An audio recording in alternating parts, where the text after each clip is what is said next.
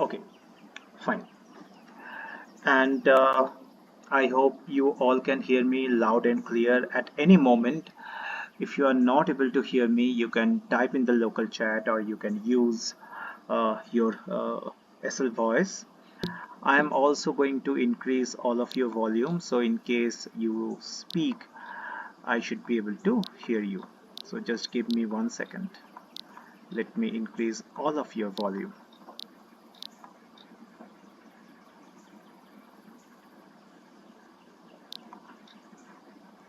Okay, so I have increased all of your volume. Yes, so Sophie said the link of the talk will be on the website and Discord, right? So you can check our website, and you can also join our Discord channel. Sophie can help you, being a member in the Discord. So today's topic we all can relate with, and today's topic is why do we overthink, and how we can manage our overthinking. Even, I mean, if we cannot stop it 100%, or if we cannot stop it fully, how we can manage our overthinking. And I will start with a funny Zen story, and then I will go deeper into the topic of overthinking, what neuroscience says about overthinking, and how we can manage our overthinking, so that it does not bother us. So there is a story where a person went to a Zen monk, and the person told him that, master, I my mind is always full of trouble. My mind is always full of past regrets, guilt, past incidents, and sometimes I worry too much about my future, about my job, about my family, and I become restless. What should I do? And the Zen master was smiling. He was just, working in the, he was just doing some house chores. And the man kept on saying that, I cannot forget anything. And the old thoughts and old trauma and old memories keeps on coming. And always I think negative about the future. So the Zen monk smiled again to him and said, "Okay, son, you please have a sit." And the person sat on a chair, or on a like we all are sitting here right now, maybe on the ground. And the Zen monk held a glass of water. Okay, he did not drink it. He was just holding a glass of water. And then he asked the person that, now you tell me, what would happen if I hold this glass of water for 1 minute? And the person says, maybe your hand will start paining. Okay. And then the Zen monk said that, what will happen if I hold this glass of water for 1 hour? And then the man says, it will pain more. Maybe, you will have some, muscle related issues, because you are holding for 1 hour. And then the monk said, what will happen if I hold this glass of water for one full day? And then the man says, oh my god, you are going to hold the glass of water for one full day? Then definitely it will pain more. It might even go numb, and even you might have to go to the hospital. Maybe some emergency will happen if you keep on holding this glass for one full day. Then the master said that, when I held the glass for 1 minute, and when I held the glass for 1 hour, and when I held the glass for one full day, did the weight of the glass increase? And the man says, no, the weight of the glass is same. Then master says, then why, if I hold it for 1 hour or one full day, uh, it will cause trouble? And then the man says, because you are holding it for too long. And then the master said, then what should I do to get out of this situation? And the man says, it's simple. You just drop the glass and it will be, uh, you will be all right. So don't worry about the weight, don't worry about the time. You can just drop the glass. And the monk said, yes, exactly. So it's not your thought, but the longer you are holding those thoughts, those feelings, those emotions, those bitterness, it is going to give you a lot of trouble. So the more you hold this thing onto your mind, the restless you become, the crazier your mind work, and you don't find peace, or you don't find any happiness in your life. So the glass of water was just like a metaphor which the Zen master uses to explain this philosophy to the student. Now, I mean, sometimes we just cannot drop the glass on the table. Okay, just like in the story, sometimes it's not possible to put the glass down on the table. Why? Because sometimes it's pathological in nature. Sometimes our brain is wired for overthinking because of some mental health issues, or some psychological issues, or some neurological issues, or some mental health disease also. Maybe some person is suffering from obsessive compulsive disorder, or post traumatic stress disorder, or borderline personality disorder, or general anxiety disorder. So their brain circuit has been rewired in such a way that they keeps on they keep on overthinking again and again. So we are going to discuss, like, why do we overthink, and also we will discuss that how we can manage our overthinking. uh, some strategies we are going to discuss, which is backed by the modern neuroscience. And in my session, I always uh, try to connect the teachings of Buddha to the modern neuroscience. Okay, so I will discuss a little bit about that how this overthinking is discussed in the teachings of Buddha or in the Buddhism, and what we can do to calm our mind, to not to overthink as per the modern neuroscience. So if we talk about Buddhism, okay, so Buddhism, I see Buddhism, as a science of mind, okay, and the Buddhism tells that any kind of overthinking, okay, it creates a distorted view of reality, okay, like instead of seeing things as they are, we actually start having our own interpretations, our own judgments. We attach our own worries, we attach our own anxiety to this thing, and that actually prevent us from experiencing the present moment as it is. Okay, also the Buddhism says, or the teachings of Buddha said, that this constantly overthinking or dwelling on thoughts, mostly negative thoughts, because you must have seen from your own experience that when we overthink, most of the time it's negative thought, it's not positive thoughts.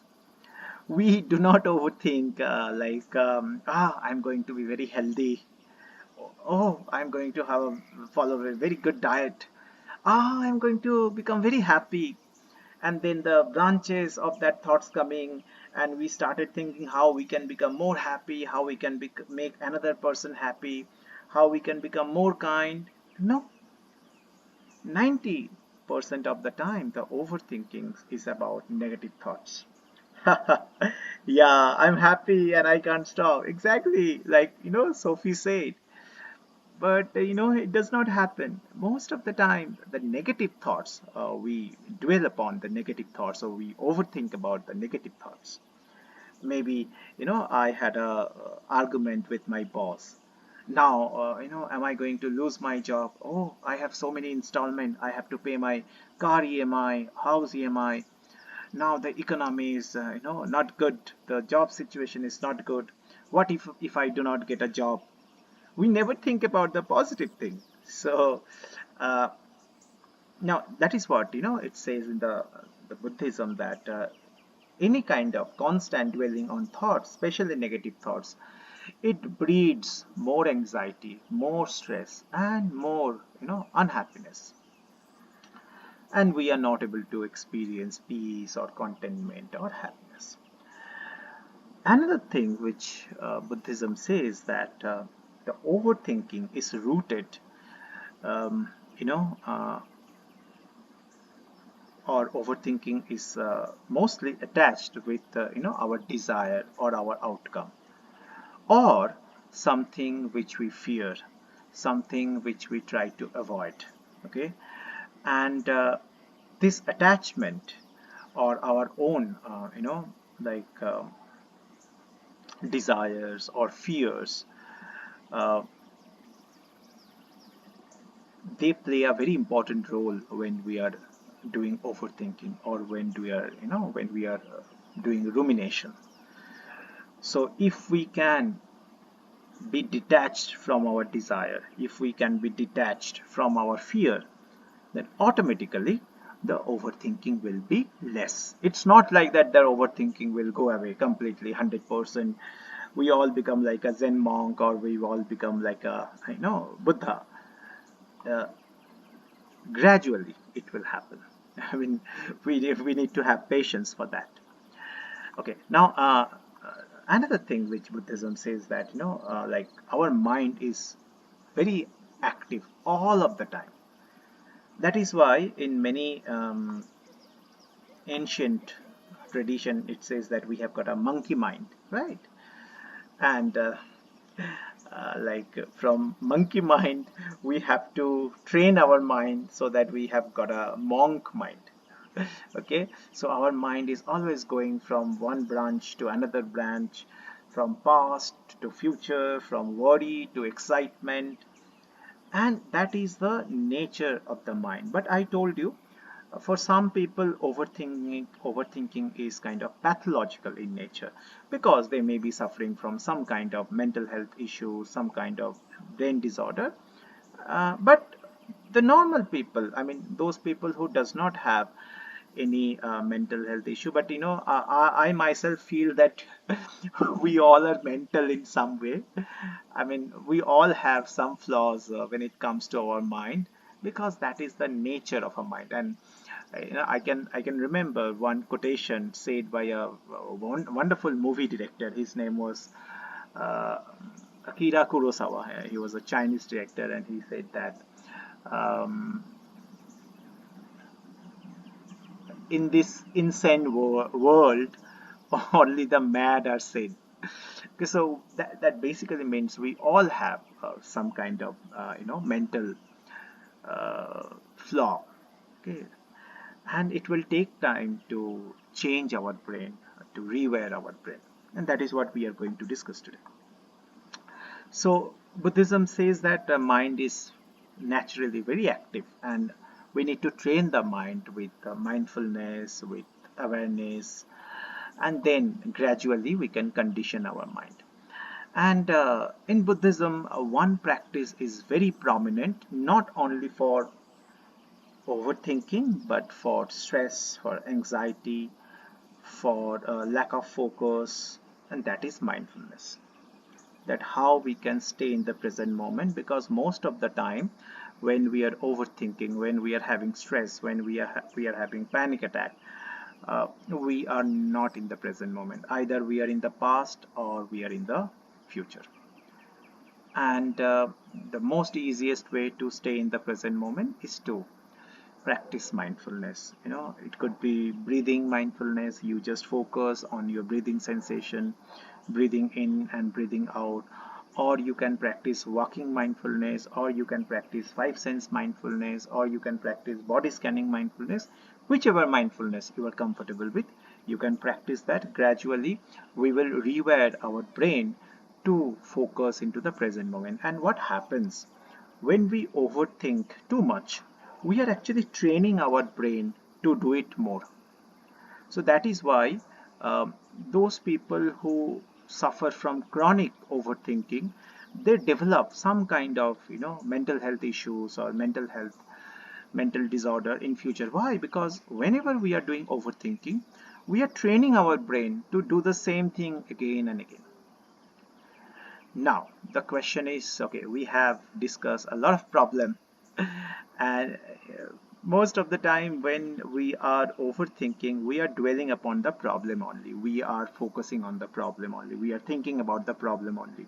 We are catastrophizing, always thinking the worst case situation. So how we can overcome that? But before we learn how we can overcome that, uh, let me tell you that what is the part of the brain which is associated with overthinking. So and we all know, like, when we do overthinking, we feel stressed, anxious, and we feel mentally exhausted. We feel very tired, and we cannot enjoy the present moment. We cannot make good decisions. We cannot enjoy life. Okay, so when we are doing overthinking, one part of the brain which is active, that is prefrontal cortex. So prefrontal cortex becomes very busy when we start doing overthinking. Okay, and this is the part of our brain which is responsible for making any logical decisions or solving any problem. But when we overthink, this area get very much active, like a like a engine running too fast. Then the second another thing comes into the picture, and that we call amygdala. Okay, uh, amygdala deals with feelings. Okay, amygdala also deals with the fight or flight signal into our brain. So if there is any danger into our life, should we fight through the situation or should we run away from it? There is one another region of our brain which is involved in the overthinking is our hippocampus, and hippocampus is responsible for our memory. Okay, so when we are overthinking, the prefrontal cortex, the amygdala, and hippocampus are involved. See, even the scientists are researching that why do we overthink. So it's not known 100%. Okay, brain is such a part of our body that still we have more to explore, we have more to know. It is the most complex part in the human body. But whatever we have come to know because of the modern research technique, the modern instruments, that these parts are very much active: the amygdala, the prefrontal cortex, and hippocampus. Okay. There is one another thing, like when we have mind wandering, that means the mind is not focused into the present moment. We are not staying in the present moment. Then there is a mind wandering network is there in our brain. It's not actually mind wandering network, we call it default mode network. Default mode network. So this network is active when we are not focused or when we are overthinking. And when we are overthinking too much, this default mode network is very much active, and it keeps us, it pulls us into endless loops of our own thoughts. So the overthinking is kind of, like quicksand. We think that, okay, we will find a solution doing overthinking. And sometimes we even think that overthinking is good, which is not the case. There are so many research which had been conducted and which says that overthinking may lead to stress, depression, anxiety, and long-term side effect. But we want things to be under control. We think that we can control the thing, and we try to repeat the same thing again and again inside our brain, inside our mind, to find the solution, but we do not get it. Just like quicksand. If a person is getting drowned in the quicksand, the more he struggle, the more quickly he goes inside. So what is the way how we can get over, or how we can overcome this overthinking? Okay, I forgot to mention one thing. Some brain chemicals also play important role, like dopamine, adrenaline, serotonin, cortisols. They are also involved when we are doing overthinking. Now, what are the things that we can do? And like I told you, the more we overthink, the stronger the pathways for those negative thoughts become in our brain. Because whatever we are repeating, it could be a behavior, it could be a thought, it could be a ritual, that neural pathway gets stronger inside our brain. So if you are doing exercise every day, it creates a neural network inside our brain. Same thing happens when we are doing overthinking. And when we do exercise every day, we become better at exercising. The same thing happens in overthinking. If we overthink a lot, every day we become better at overthinking. The neuroplasticity does not judge anything, that whether it's a good thought or bad thought. Whatever we are repeating, it is creating the neural pathway in that manner. If we can use it for the positive manner, we can use it for the negative manner. So the first thing that we can do is practicing mindfulness. That is mentioned, that is as per the um, Buddhist techniques, and as per the neuroscience, because um, mindfulness is being used in modern therapy nowadays. There is a cognitive behavioral therapy where mindfulness is used, where there is MBSR, mindfulness based stress reduction, where mindfulness is used. So mindfulness is not anymore a Buddhist practice, it's a secular scientific practice backed by neuroscience, and a lot of research has been conducted starting from the time of John Kabat-Zinn. So you can go to Google and you can find out some research on mindfulness. How mindfulness change our brain, how mindfulness rewire our brain. You can check Sarah Lazar's research. Many people are there.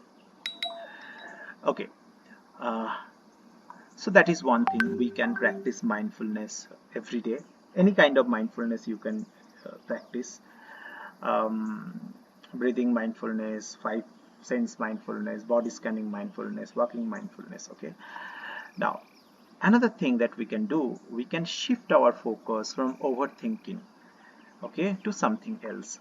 So if you love to play guitar, the moment you have the insight that I have started overthinking, okay, and this insight is also gets stronger when we practice mindfulness. So when we practice mindfulness, our self-awareness increases. So the moment we start overthinking, we will catch ourselves. Oh, I'm overthinking. Sometimes we don't even know that we are overthinking. Just like when we do doom scrolling on our mobile phone, we don't even know that we are doom scrolling. But the more we practice mindfulness, we develop this insight that yes, now I'm overthinking. Yes, now I'm being angry. Yeah, now I'm being emotional. Okay, mindfulness develops this insight. So the moment you find out that okay, you are going to overthink, you shift your focus to something else. Yeah, maybe you can start playing guitar. Yeah, exactly, you can be mindful about your intention. True, right side. So you can play guitar, you can play some games, you can listen to music, you can start singing, maybe you can read storybooks, a novel, a non-fiction book, whatever you feel like. So what we are going to do whenever we are catching ourselves that I'm overthinking, I'm distracting my mind to something else. Okay, and that distraction could be anything, whatever you feel like. Something which works for me may not work for you, so you have to find something which you enjoy and you feel good about it. Okay, the second thing is you can do, the first thing you can practice mindfulness, second thing you can distract your mind, third thing that you can do, you can challenge your negative thoughts. And sometimes we can just ask a few questions. Okay, suppose I had an argument with my boss and my mind is saying that I might lose the job. So what? I can get another job. The situation is very bad. The economy is bad. I may not get a job. Okay, maybe it will take 1 month, 2 months, then I will get a job. And you might also say, I just had a small argument. Why you are catastrophizing and making it very extreme? Tomorrow I will go to my office. I will uh, apologize to my boss, and everything will be all right. Okay, so sometimes we need to challenge our thought, and some people cannot do that. They cannot challenge the thoughts and also the behavior that comes with the thought. So for them, they can go to some therapy. I mean, like there is CBT, cognitive behavioral therapy, which actually teaches us to challenge our thought, but in a gradual manner, in a graded manner, not like in a single day. Okay. uh, Another thing that we can do, we can set some boundaries for thinking. So whenever I find that I'm overthinking, or whenever you find that you are overthinking, you can say, okay, right now I am not doing overthinking. Today from 7:30 p.m. to 8:30 p.m. I will assign this particular 1 hour for overthinking. Okay, the moment you do that, the moment you label a specific time for overthinking, chances are you will not overthink in that time. Okay, okay, even if you overthink, you do overthink for 1 hour from 7:30 to 8:30. I'm just giving an example. Don't do it overthinking for 1 hour. It's not good for our mental health. But you assign some time, you keep aside some time, and you tell yourself, okay, you want to do overthinking. Okay, so from 10 to 10:30 I will do overthinking, and another time I will try to focus on my work, I will try to focus on something else, I will try to focus on mindfulness, meditation, exercise. It will not happen in a single day. Okay, the mind will just rush. The mind will say, no, no, do overthinking right now, because mind want that food. Okay, so we do not have to feed our mind. So if the mind says that I want you to do overthink right now, you just be silent, focus on your breathing. The moment you are doing overthinking, you are basically feeding a monster. We can give a name of the overthinking, a monster.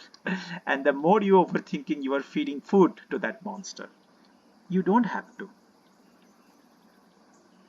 If the monster is asking for the food, you just remain silent, listen to music, distract yourself. Automatically, the monster will start shrinking and it will go away. But the moment you engage with those thoughts, just like the quicksand, you won't be able to get it out of it. Okay, so we don't have to feed the monster called overthinking. And we can set some boundary, we can assign some time for that.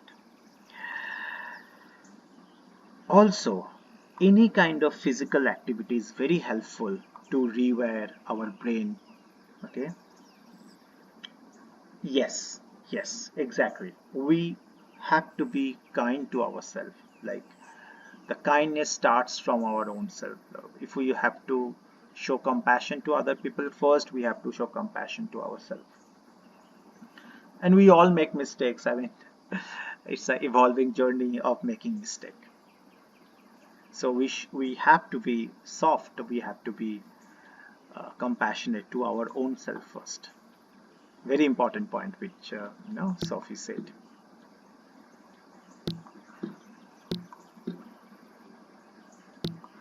Okay, and yeah, I was saying that any kind of physical activity is very important for our overall brain health. Good diet, good night sleep. Sleep is very important.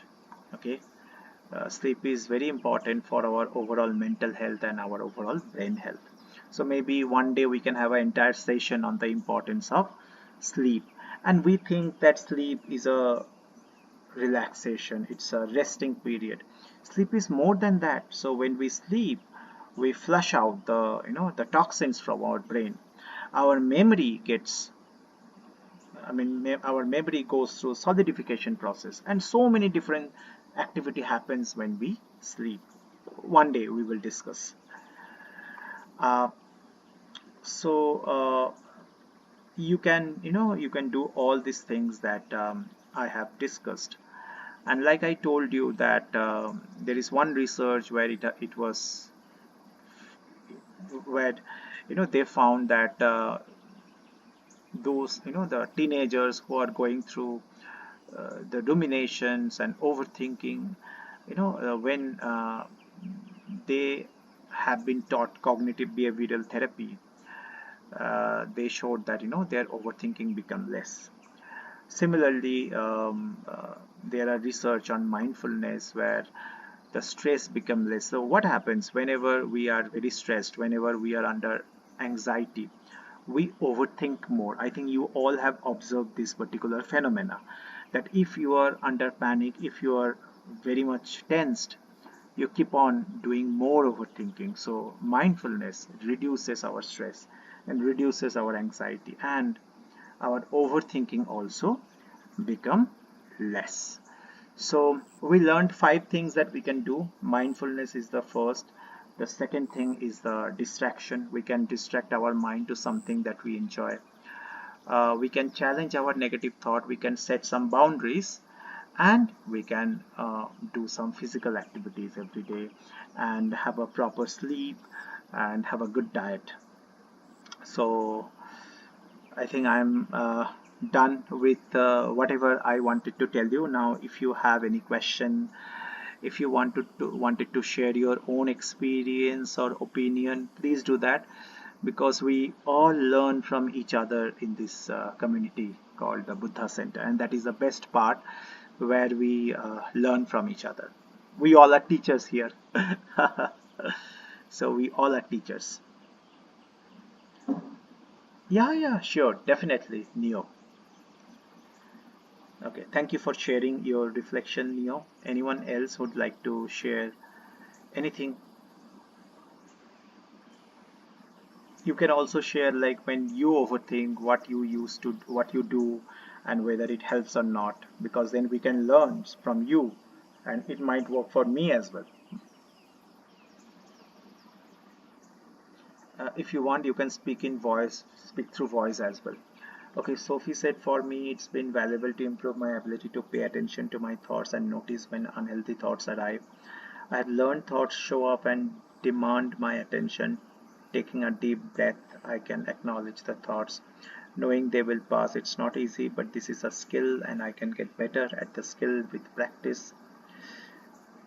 Sunryo Suzuki says that leave your front door and yeah, yeah, I read that quotation. And your back door open, let thoughts come and go, just don't serve them tea. Exactly, exactly. And Saren said it does not help when you have to think critically all day in your job. True. Sometimes we have to think a lot for our job, for our occupations.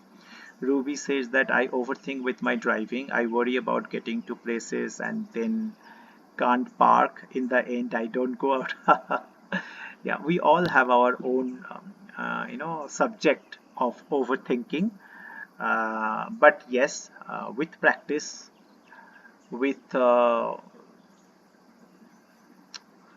daily changes in our the way we see things, and the way we change the relationship with our thoughts. I mean, we are not supposed to suppress our thoughts. We are not supposed to um, negate any thoughts. We just need to change the relationship with our thoughts and change the perception. And yes, it is not a one-day journey. It's a it's an ongoing journey, and we all are in work in progress. But I'm so glad that you all shared your reflection with me, and I also get nourished by all of your input. Saren said, I have realized I'm something much bigger than any negative self talk. My higher self is not saying anything negative about me. Why? True, true, true. I mean, in the grand scheme, this overthinking does not matter, right? If you think in a broad manner, the overthinking plays a very small role. So, yes, you can also control overthink, or you can also manage overthinking like this. Yeah, true. Sometimes I have an alarm on my phone and I stand up, stretch, and take some deep breath. It helps. Yeah, yeah, definitely. I also wear a smartwatch, and every 1 hour it gives a signal that Bodhi, now you wake up, you do some stretching, you lift some weight, you get a glass of water. So I also do the same, because uh, most of the time I have seen that when we are sitting in a place for a long time, then the mind also becomes a little bit hazy. The mind also become a little bit grumpy. So that is why we have to keep on moving. So there is an ancient saying that movement is medicine. So we need to keep on moving, because our body and mind are very interlinked and intertwined. And when we move our body, it's not have to be exercise, it has to be walking.